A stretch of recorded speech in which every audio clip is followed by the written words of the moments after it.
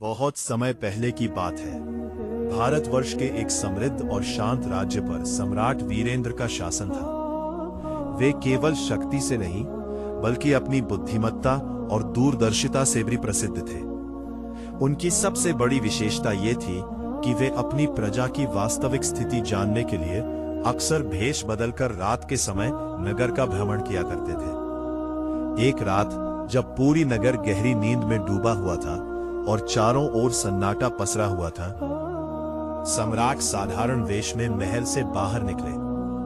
वे धीरे धीरे गलियों से गुजरते हुए लोगों के जीवन को समझने का प्रयास कर रहे थे। चलते चलते वे नगर के एक सुनसान हिस्से में पहुंच गए, जहां अक्सर असामाजिक गतिविधियां होती थी। वहीं पर उन्होंने देखा कि कुछ लोग एक पुराने खंडहर के पास इकट्ठा होकर किसी योजना पर विचार कर रहे थे। सम्राट ने छिपकर उनकी गतिविधियों को ध्यान से देखना शुरू किया।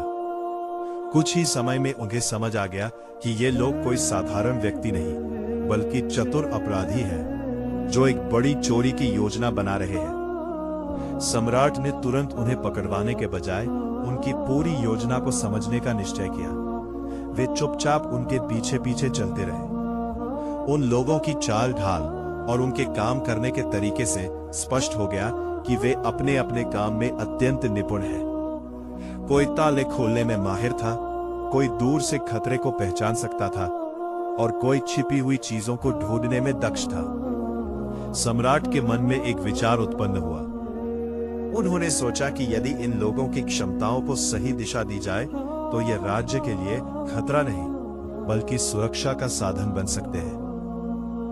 रात गहराती गई और वे सभी अपराधी अपने लक्ष्य की ओर बढ़ते गए। सम्राट ने पूरे घटनाक्रम को ध्यानपूर्वक देखा, लेकिन सही समय की प्रतीक्षा करते रहे। जैसे ही वे लोग अपने कार्य में सफल होकर वापस लौटने लगे, सम्राट ने मन ही मन निर्णय ले लिया कि अब उन्हें रोका जाना चाहिए। अगली सुबह पूरे राज्य में यह खबर फैल गई कि एक बड़ी चोरी हुई है। दरबार में चिंता का माहौल था। मंत्री और सैनिक अपने अपने विचार प्रस्तुत कर रहे थे, लेकिन किसी के पास ठोस प्रमाण नहीं था। तभी सम्राट ने शांत स्वर में घोषणा की कि उन्हें चोरों के बारे में पूरी जानकारी है। उनके आदेश पर सैनिकों ने कुछ ही समय में उन सभी अपराधियों को पकड़कर दरबार में उपस्थित कर दिया।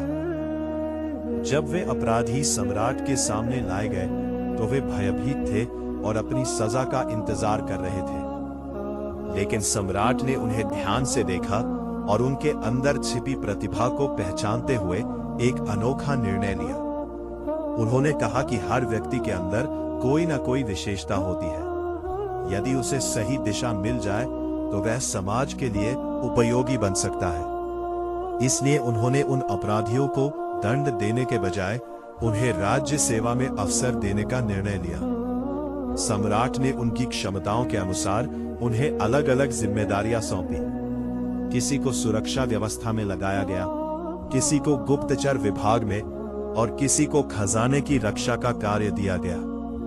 समय बीतने के साथ वे सभी लोग जो कभी अपराध के रास्ते पर थे, अब राज्य के सबसे विश्वसनीय और योग्य सेवक बन गए।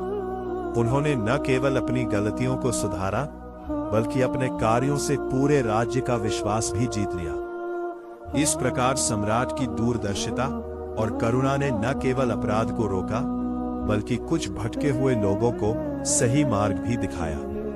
मॉरल: मनुष्य की पहचान उसके अतीत से नहीं बल्कि उसके सुधार और कर्मों से होती है। सही मार्ग और अवसर मिलने पर हर व्यक्ति बदल सकता है।